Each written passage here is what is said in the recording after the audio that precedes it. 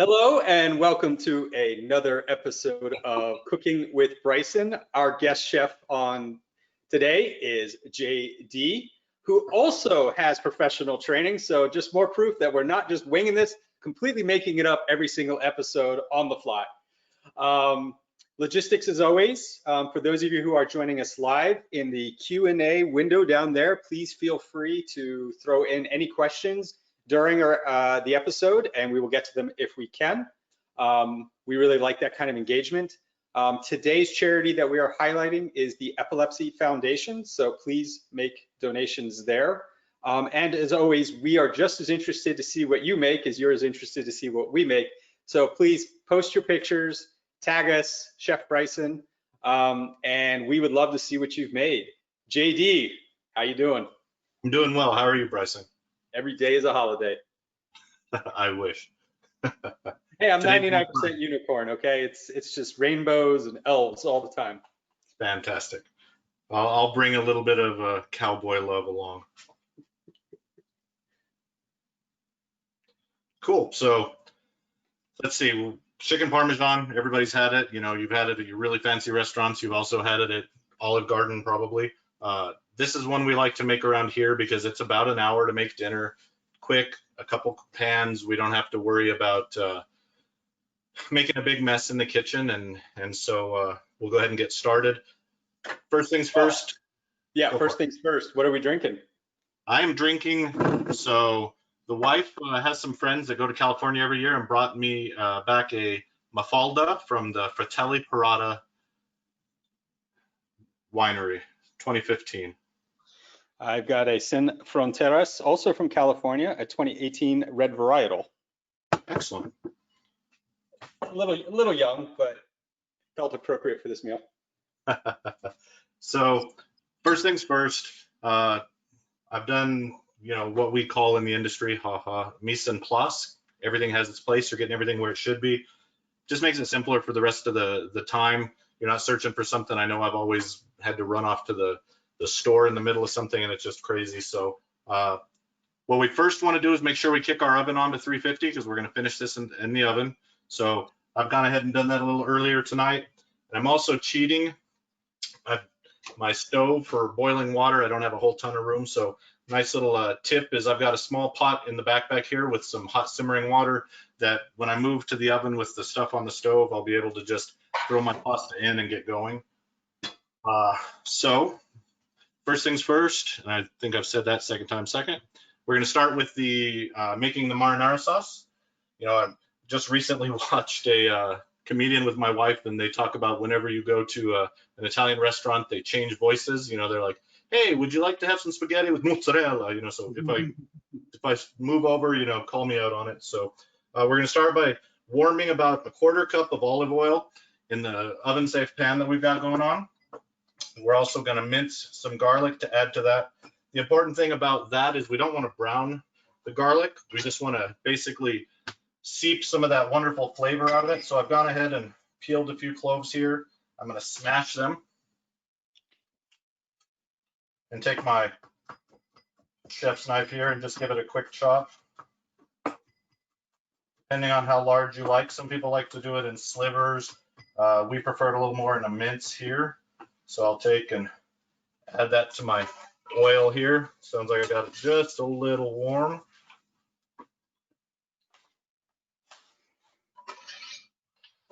All right. All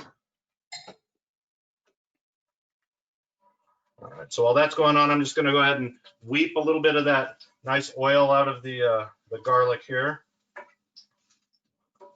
We'll let that go probably 2 minutes, minute and a half, just making sure that we don't go ahead and burn the garlic. That's the worst smell. You'll never get it out of the kitchen, and there's no coming back from it with the dish. Yeah, you get a very bitter, acrid taste in your sauce. Yeah. All right, so we'll continue to stir that. I've gone ahead and opened my can of tomatoes. I'm not going to throw it in yet because I want to let this, you know, oil come up, and then I've got our seasonings. But what we're going to be adding to this nice mixture here is a can of San Marzano tomatoes. You want to try to do the Italian tomatoes. They're a little more expensive. but they have a much different taste. If you can't find, most of the times the Italian San Marzanos come in those yellow cans that everybody sees. If you can't get your hands on them, for a 28-ounce can, if you throw in about a teaspoon and a half of sugar, will get you a similar flavor without having to, chase down those tomatoes. Yeah, All right, so what I did is from the episode with Chris Krebs, he taught me a trick for smoking cherry tomatoes. So I smoked cherry tomatoes over mesquite, did that all day, and then I've actually just been letting them render down. I threw a little bit of sugar in to match the Marzano. So that's what I've got going on here. Highly recommend it as a chance to try a little bit something different with the sauce. excellent. Yeah, I'll definitely do that. I'll fire up the smoker and give that a shot. Maybe even on a pizza sauce or something like that. That sounds really good. Yeah, no, that's where he first started doing it. So for those of you who haven't seen that episode, go check it out. I've been doing that trick for a while. The way he does it is you smoke them, you cook them down in oil, and they last for several days. So it's something really easy to do at the beginning of the week, and then just keep it in the fridge and just come back and to it when you want with whatever flavoring. So are you running a stick burner smoker, or are you a cheater and use the pellet smoker? Or Oh no, I actually do the chef method where I have a stove smoker. Nice, very nice. I have both the stick burner and the pellet. Sometimes you want to sit back and drink a case of beer while waiting for the brisket to finish, and sometimes you just want to, watch a movie or something. So I'm gonna go ahead and add my tomatoes in now. Get that nice little sizzle going on. Be careful, the oil can get hot and you don't want to have a splatter go on and get you, mess up your Dallas Cowboys, So that was something I was gonna poke at. Is I actually changed my shirt. I was wearing a white shirt earlier. Whenever you work with tomatoes, wear dark. I didn't think about it until we started, but we'll make a run for it. I'm not going to be sad that your Cowboys apron gets soiled. Oh, we always get a little bit of red on it, the Washington football team now, or we still don't have a name. Someday we'll have a name. Yeah. So you were a professional cook for a while. Yes, yeah. So first job in high school, you turn 16. I started working at what's similar to an officers club on the Air Force base that is here in town, and started in the snack bar. And one day they needed help on the line for the big lunch. They served quite a large volume of lunch, and they asked me to come up, and I fell in love with the kitchen. I started making salads, worked my way onto the line, and then apprenticed under a chef there for a while, and then attended some schooling for it. When that was done, in New Mexico, there's not a lot of money to be made as a chef unless you're in Santa Fe or some, frou-frou kind of place like that. So I went into management, but been cooking, ever since. I love food. My family loves food. My waistline shows that I love food. So I stay with that, and on the side, I do InfoSec. All right, so now that I've got that oil incorporated along with the garlic into those tomatoes, I'm going to go ahead and add. We've got half teaspoon of salt, half teaspoon of red pepper flake.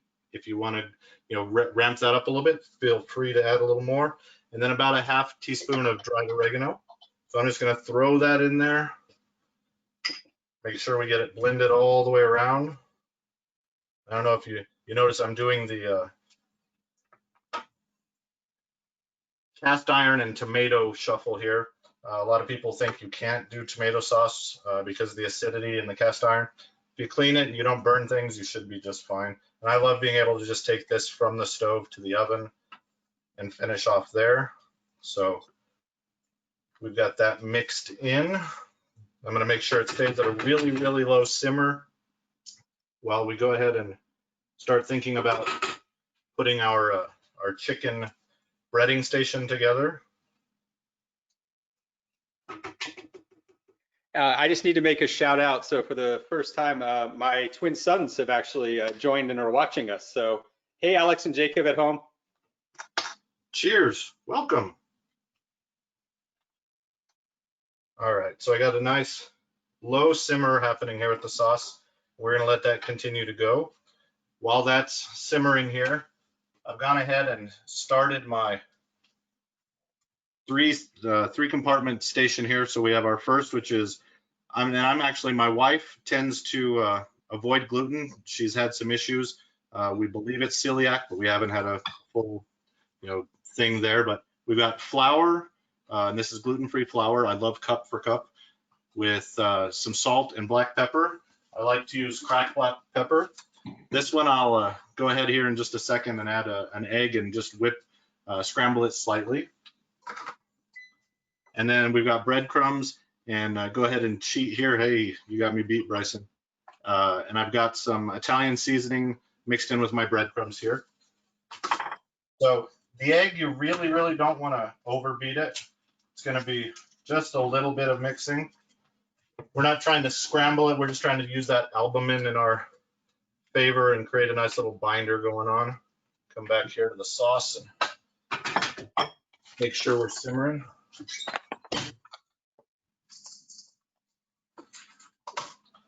I actually had to cut this recipe down about half because with our family, we tend to eat this, which is not a bad thing. And normally I'll have. When you make good food, you got to eat it. Nobody likes leftovers, though. That's the problem. Okay, so as many folks know, there's the wet and dry hand method to try to keep from making huge clumps on your hands. And I did forget one little thing. I'm going to go grab my butter. I'll be right back. Yeah, should we be melting butter in a saute pan? Yeah, so I go ahead and mix. And we want that pan to be able to go into the oven too, correct? No, so you can with what you're doing, and I probably should have been. So I have two separate pans, right? I've got my sauce going in one, and the one that I have my sauce going in is actually the one that can go into the oven for me. And then I'll use my saute pan. Once the chicken's done, move it to the sauce and then into the oven. So I'm going to melt in my saute pan here a couple tablespoons of butter and a couple tablespoons of olive oil.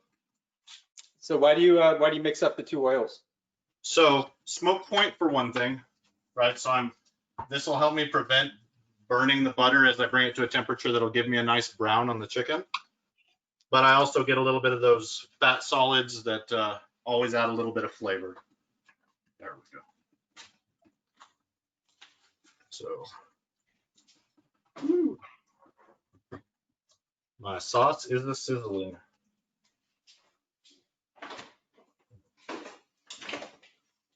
Yeah, we Chris Villasenor and Darcy Villasenor on the first couples episode, which I've lost complete track of time in the pandemic. I don't remember if that was last week or the week before.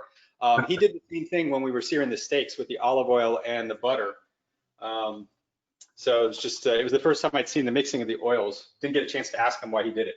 Yeah, so especially when you're doing the steaks, right? You want to get that crust on your steaks. You want it really, really hot. Well, by mixing the oils, it lets you prevent that or raise that smoke point quite a bit and still be able to use butter. All right, so let's see. Got that warming up now. I'm gonna come back over to our breading station while that gets hot enough to fry us some chicken up.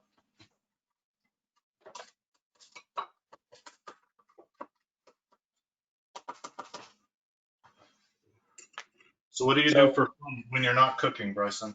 What do I do when I'm not cooking? Yes. What do you do for fun? Oh, what do I do for fun? That's a great question. I don't know the answer. I work all the time. Yeah, I understand. So I don't know if you can see, we're starting to get a little bit of foams in my butter, so that's showing me we're right where we need to be. And I'm going to go ahead and start battering or breading the chicken.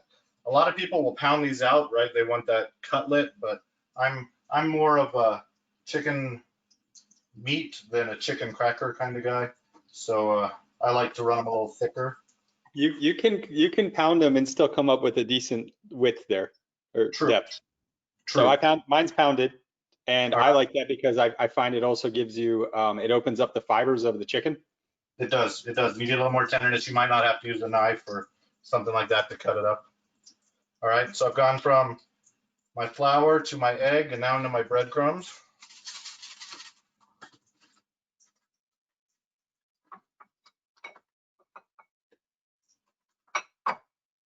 Use a little bit of pressure if you'd like to put it on a little thicker. So I know one of the things you do for fun is competitive cooking, which I think is absolutely fascinating. Yeah, so I've grown up here in New Mexico, and every year in January there's a competition called the world's largest matanza. So a matanza is a Hispanic cultural event where back in the day when you didn't have a ton of refrigeration, you were a very remote village, perhaps, no electricity, anything like that, everybody would go ahead and raise a pig or a hog, right? And then during the winter, they would schedule each family to butcher the hog and then cook the hog in a large group setting. The village would come together and they would begin to cook. Portions of the hog may be put in the ground and buried, similar like what you would see for a luau in Hawaii. Here in New Mexico, we call it a matanza. There are 5 you can consider traditional dishes that we do. Carne adobada, a liver dish. Let's see, we do red chili. We do fajitas, which is more of a new age kind of thing. And then what everybody really shows up for is chicharrones, which is the fat and the skin rendered down until it's very, very moist and soft, almost like if you're familiar with the idea of burnt ends, or everybody does the pork belly burnt ends now. And I just ran the sink next to you. Pork belly burnt ends with really crispy, and that's how they do that. All of the money from that competition, there are 20 plus teams. All the money from the competition goes to scholarships for local kids in our community that they give out. And so we have 5 dishes that are judged versus everybody else in the 2021 teams. Then everybody who participates, who shows up, we have somewhere between 7,000 and 10,000 attendees every year, gets to vote on their choice for People's Choice. And our team has won back-to-back People's Choice. The year before, we were Rookies of the Year. And the last 3 years, I've placed in the top 2 with carne adobada, or red chili pork, or what people may call chili colorado. And so it's fun. We have 25 folks on our team that spend the time getting ready. We get ready about a month out, do some practice dishes, those kind of things. And then in January, we show up at about 2:30 in the morning and start our fire pits. Get all that started. We start serving breakfast around 7, and we'll serve food all the way till about 4 p.m. when all the judging finishes up.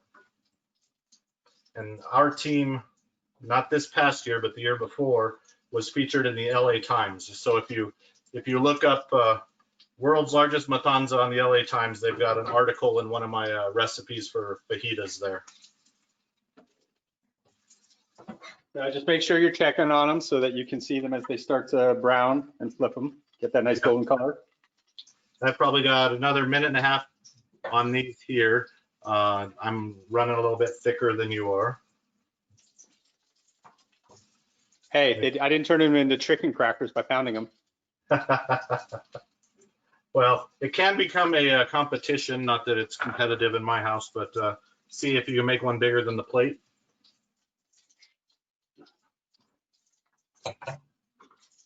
Actually, speaking of competitions, that's something I would love to do when security conferences like travel happens again, is actually host like several of us from the show cooking together for everybody. Oh, that would be a blast. Just let me know and I'll show up if I can. Yeah, that's one of our favorite dishes that they do. They call it the Iron Pig. So they walk over with a bag of a mix of things, and everybody has to come up with it. And it's fun to see people go way off the wall. We've had people make pho, we've had people do tacos, you know, all that kind of stuff. One year, it's interesting to see the way people maybe aren't as exposed to some food items, especially, you know, in our area, we're very rural. They didn't really know what a chub of polenta was. And so it basically became grits all over again for most teams. We have not made a polenta on the show yet. So Polenta is actually get really Ramsey on and get him to Sorry, teach. What's that? I'm sorry, I'm right next to like crackling grease. It's hard to hear you. You'll have to get Ramsey on to do, what is it? He either calls people out on his polenta, or what is the other? He's always yelling at them over their rice dish, their mushroom risotto. All right, I'm gonna go ahead and make my first turn here. Oh, mine are coming out really nice. Yep, got a nice brown going on. Yep, I do. There, let's share it.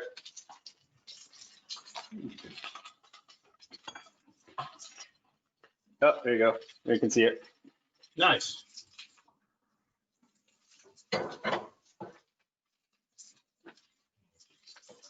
I do want to say thank you for featuring the Epilepsy Foundation. It's got a place in our heart.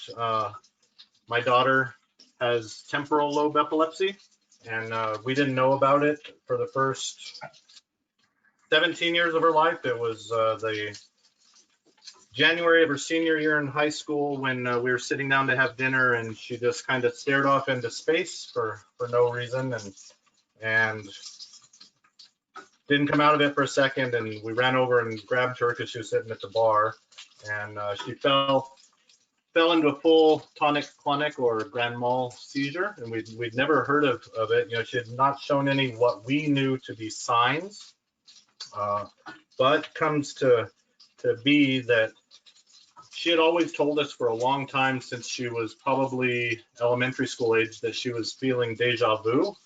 You know, and when you're talking to a second or third grader, you're trying to figure out if they understand what deja vu means. After her large seizure, come to find out every single one of her deja vus was a minor seizure. So she never lost consciousness or track of the time or anything like that. But every one of those was, you know, a little glitch. And we've been blessed with fantastic medical staff, and she's only had the one large seizure, but we also have a couple other family members that have a small version or a version of epilepsy. So thank you. If you can make a donation, that's awesome. If not, just you know that you're not supposed to stick something in their mouth. They can't swallow their tongue. If I can teach you something today, you know, first thing they told us, just let it happen, keep them safe, and when they're done, that's when you render help. You hear all that stuff about, you know, make sure they don't swallow. You don't want to stick your finger in there. They can bite your finger off. So, but thank you again for letting us show that today, Bryson. Yeah, for those of you who haven't seen it, the link is in the registration page. So if you look on the registration page, you'll see the Epilepsy Foundation. We just had a question come in about it.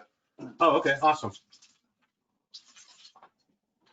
And I'm looking at the chat here, I'm not seeing it, but hey, questions instead of chat. Yep, you don't have to worry about that. I will take care of it for you. You focus on making an awesome meal and teaching us how to do it.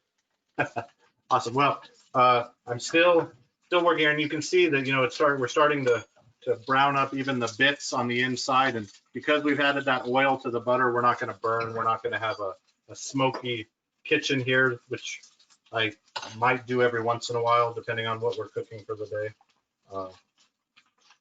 Continuing just to make sure our sauce is simmering well, but not boiling over. And then I mentioned earlier, I've got my water already starting to roll to a boil right here, because it's nice to be able to time the chicken in the oven by the amount of time you need to boil your pasta.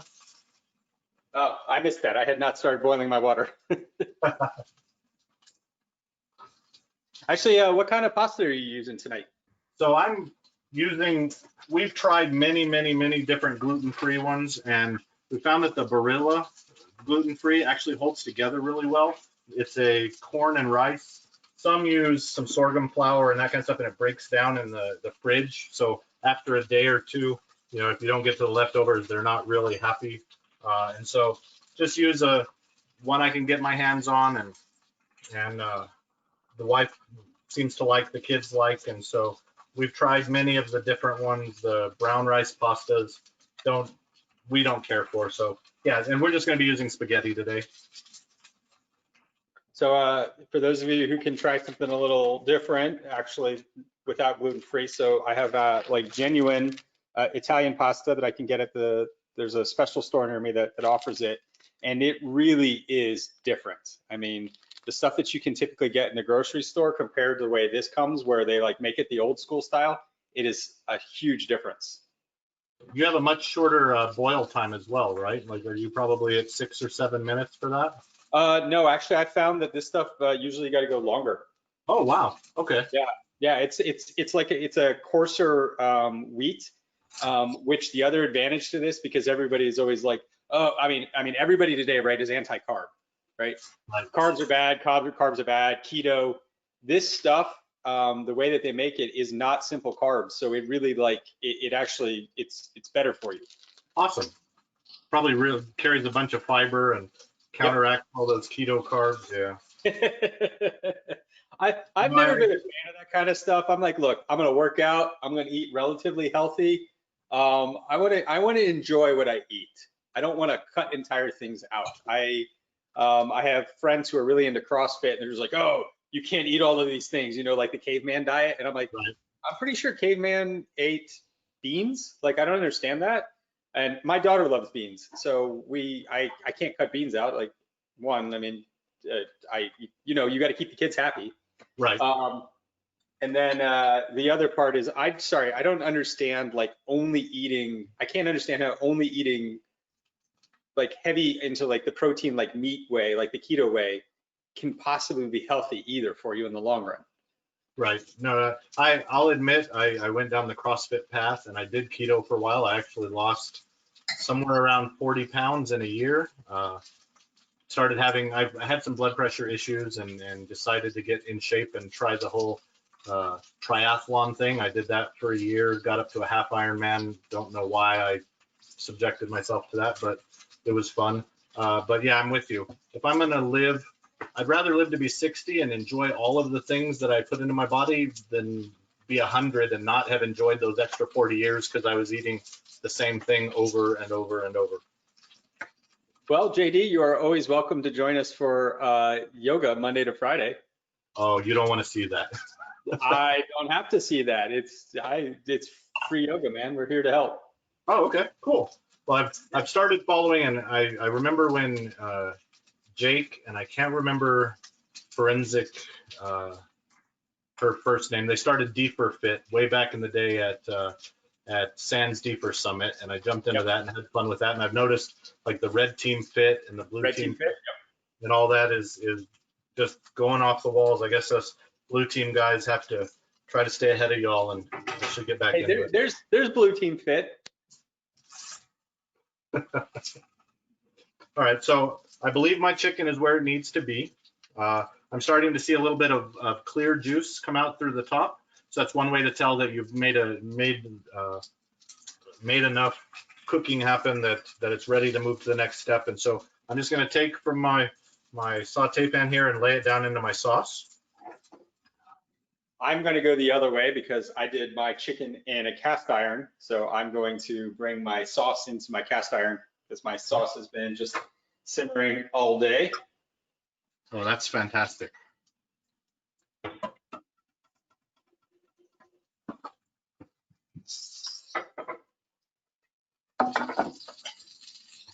right, got that nestled all snug in its bed. And I've made a mess over here. Is it really cooking until you haven't had to wipe the entire kitchen down yet? And let me brush this off.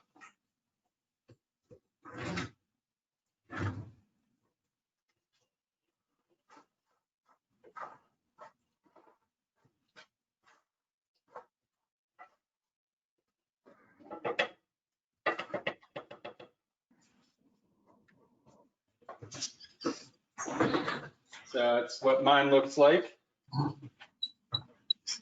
Oh, beautiful. I'll show mine off here as well.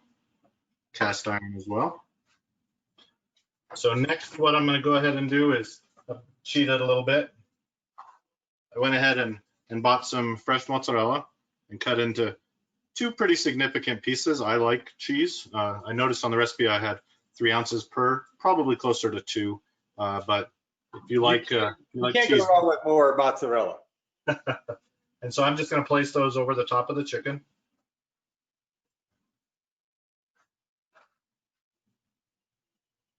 And into the oven I'm going to go.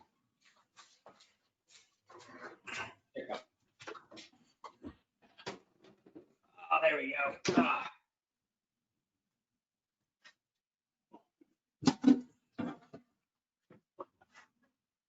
Now, so I have a big enough pan to do this with here.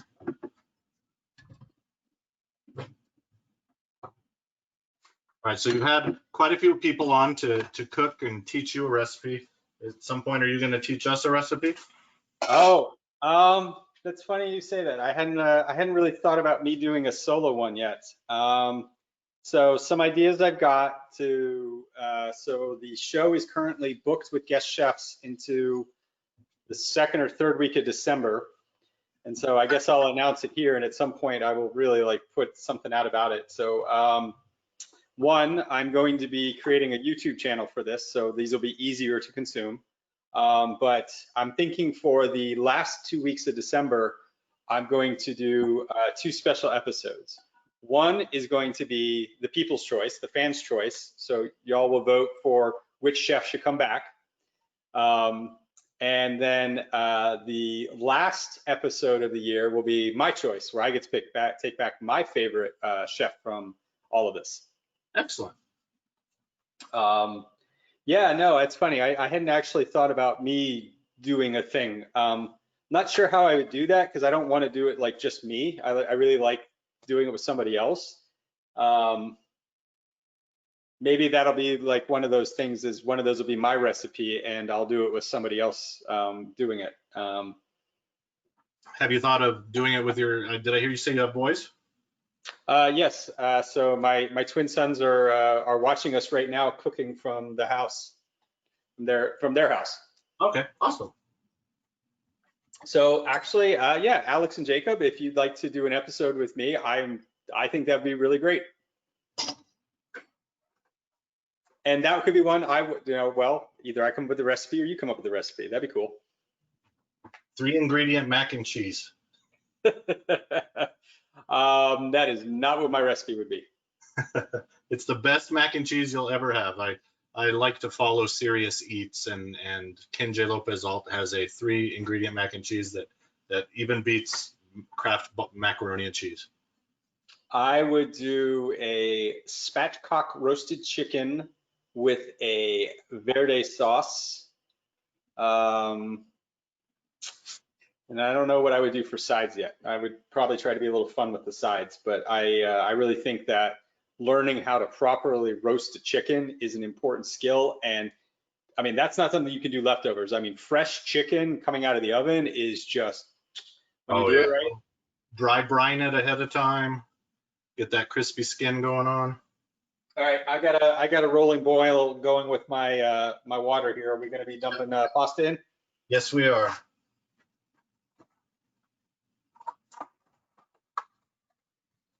Yeah, almost. Yeah, no. Chicken is one of those things I've spent a lot of time mastering.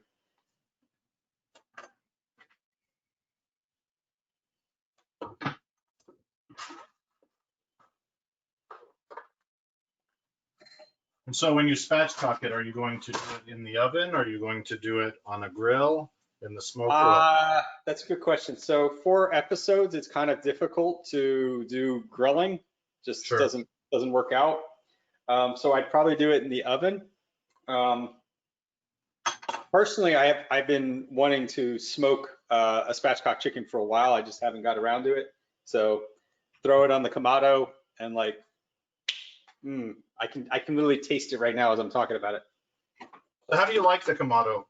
I've got a vertical pellet smoker. I've got a Frankenstein stick burner that I built, and then of course the gas grill. And I think this has me convinced that I need to get one of the 4-burner flat tops as well. So what I like about the Kamado is you can get high temperature and also smoke. So that's typically the problem with most things outside is you kind of only get one or the other, right? Like Right. a pellet smoker is a great smoker, but you can't get a high temperature with it. Right, I agree. Even the ones that, so I don't have one of the Traeger kind of grill types. I just have the vertical smoker. I wanted all the room I could get to smoke. And a friend has one, and 550 is about what he can get in the sear, which is pretty good. But it's, yeah, I would love to have a Komodo to be able to heat a cast iron skillet to finish off a reverse seared steak or something like that. So Dave Kennedy posted the other day, he got something special for like searing it, like can get like 1600 degrees. I think it was called the beeper. I'd never heard of it before. I have no idea what it is. I haven't followed up. Kind of curious what he comes up with there. And then one of the actually, I think she was the first guest chef on, Lena Terrazas. She has a gorgeous vertical smoker that she does a lot with. Yeah, I have a buddy who actually built, he calls it the Maillardinator. Basically, it's a grill that's 2 foot wide by 12 inches deep, and he just runs 2 of the charcoal chimneys underneath it like jet engines, and does his steaks that way. So the boys have spoken. Their 2 recipe choices would be cupcakes or pizza.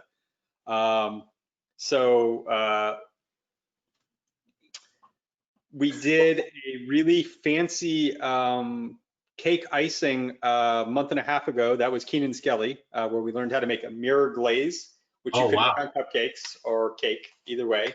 The whole trick was around how to make the icing that way, so it's reflective like a mirror. I thought that was really cool. How you make the cake or the cupcakes, up to you. On the ability to make that mirror glaze, though, that was that episode. Yeah, when I was studying culinary arts, I learned that I wasn't going to be a baker. When you're cooking, or as a cook or a chef, it's a recipe. But when we did a little bit of baking, it's a formula, right? They literally say formula, and I'm a pinch of this and a pinch of that kind of guy, and that doesn't really work in baking. Nope. Yeah, it's chemistry versus intuition. Yeah, my wife bakes well enough for us. What's that? My wife bakes beautifully, so my midsection is happy. I'll make dinner and she'll make dessert.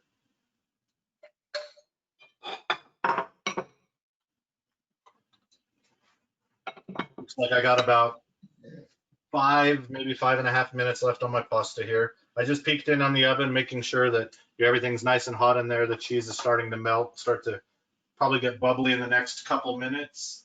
Yep. My cheese is melting. The sauce is starting to bubble. I've got my basil from my garden already. Yep. So do you know how to chiffonade? I do not. How do we chiffonade? So we'll take our basil leaves here. I've got them in my hand, and we'll lay those out, stack them on each other, and open them up nice and wide here. So I've gone ahead and stacked my basil. Then I'll go over to the cutting board and I'm going to roll that up and make a tight, almost like a tobacco roll, we'll say. So I'll bring that back. So I've taken and rolled that guy up completely. Perfect. And then using your chef's knife, you're just going to take probably 1/8 of an inch cuts and run that all the way down. And when you separate those out, they're going to be like ribbons. And that's chiffonade.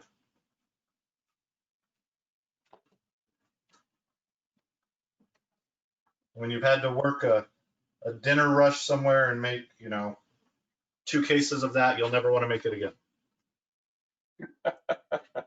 Well, that's like anything. When it goes away from the love of it to the requirement for it, it loses that allure. Yeah, and I will admit, I do miss working in the restaurant industry. It's a lot like going to war every night, especially those really, really big holidays or those kind of things. You get a bond with those guys in the kitchen that and ladies that transcends speech and stuff. You know, you're just everybody's working like a machine. There are the nights where you don't even have to talk, and then there are the nights that you're gonna talk to each other later when the day is done. We'll put it that way, or finish the night off with a good beer. So what's the funniest story you've got? The funniest story I've got? Like the weirdest customer, the funniest moment, or it could be awkward. Like what's a great story from that time period? Okay, so for a period of time, I ran a steakhouse. I was actually the general manager, but worked my way through from cooking. Cooking a steak is a lot like cooking an egg. Everybody has their opinion what is what, right? Medium, over medium, medium rare. I can't believe I'm going to say this on video. We had a woman order a filet mignon. Awesome. She orders it medium. We cook it medium and send it out, and it comes back. No, I want it more cooked, please. Okay. Send it out closer to well than medium well, and this is a filet mignon, a very nice steak. Goes out, comes back again. It's not enough. It's not enough, and you can tell that the server is very, very frustrated at this moment. And this actually puts a kink in the rhythm of the rest of the kitchen, right? Because you've got everything else going, and now you've got to focus on this one. I think when it came back the third time, I threw it in the fryer and forgot about it. And when they requested the steak again, I pulled it out, and well, Hockey Puck is being generous, and she left me a $25 tip. So that's the weirdest customer one. Wait, she ate the hockey puck? She ate the hockey puck, and I don't know why. That was she ordered a medium. You gave her a well done hockey puck, and she was happy. Yes. I wouldn't have been surprised if there was ketchup on the table too, but I didn't want to go out there for, yeah. All right. Well, there are all kinds. There are, and we've had those. Have you ever heard of Pittsburgh? I think they call it Pittsburgh Blue or Pittsburgh Rare. Yes. Basically, they tell you walk it by the grill and put it on the plate. We've had those folks. I'm a rare to medium rare kind of guy myself. I'm a medium rare. I want the beef to break down enough where I can really like it. Just that when you get it just right and the fat and everything melts. So we had the episode we had with Chris and Darcy the other week was sous vide, which of course sous vide is like the cheating way to break down steak, because you just hey, you can't overcook it, throw it in there, meat proteins break down. The only thing you got to worry about is getting the crust, and you're done. It doesn't look appetizing when it comes out of the sous vide though. That gray. Oh, no. No, it looks like gray thing. You're like, oh, all right. But you put that crust on, and then pow. The trick to sous vide though is you really need a thick cut. Right. You do it with anything thin, and you're just gonna cook it well done. And what's the point? Now, do you know the rule of thumb to cooking a steak? The rule of thumb, you're talking about like when you feel it? Yes, but do you know how to use the rule of thumb to do that? Okay, so what's the rule of thumb? Okay, so hold up your left hand here.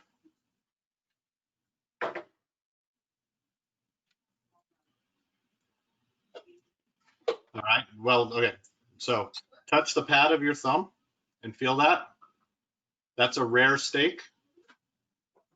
Medium rare, medium well, and well. So when you do tap your steak, that's a cheater way. That's how we taught all the guys in the steakhouse. Medium rare should feel like that. Medium, medium well, and well done.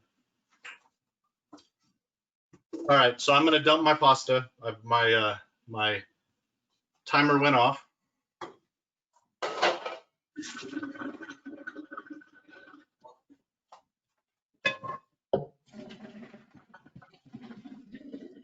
Let that drain for a second or two here. And with that, I'm going to go ahead and bring my chicken out of the oven.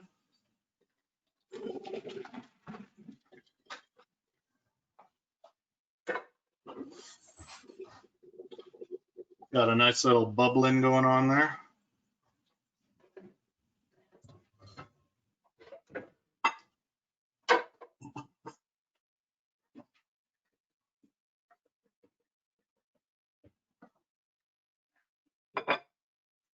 How's your pasta and chicken coming along? I think I am there. Yep, I'm there on my pasta. My pasta is definitely there. And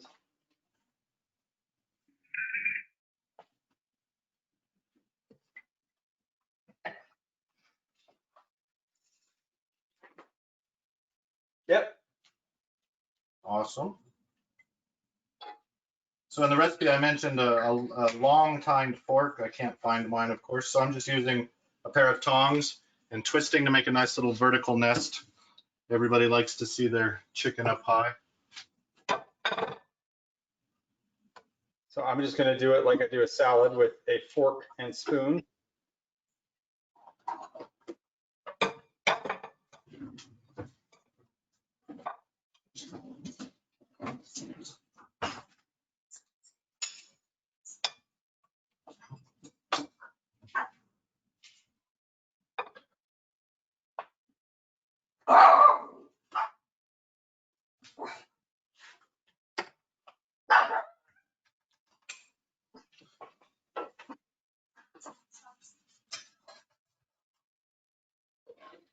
Got a little stretch going on there. That's some good video.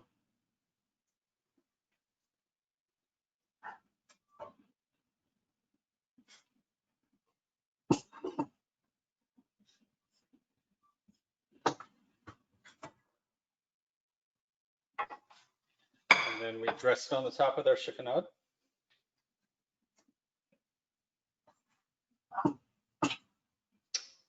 Oh, that is pretty. What you got? Hold on. All right, we got to take our screenshot. This is how we end every episode. Oh, wow. Ready? All right. Well, JD, any parting words on this amazing deliciousness before we eat it? No, just enjoy. Make sure you don't burn the top of your mouth. It's as bad as pizza with that mozzarella like that. So, no, thank you for having me, Bryson. I enjoyed it, and I've enjoyed watching some of the other episodes. So I look forward to watching it from here forward too. Well, JD, thank you for joining us. A reminder to everybody, please donate to the Epilepsy Foundation. Alex and Jacob, thank you for joining me tonight. I hope you come to some more episodes. And remember, post your pictures and hashtag us, Chef Bryson or Hacker's Kitchen, either one. And we look forward to seeing what you made at home. JD, thank you. Cheers.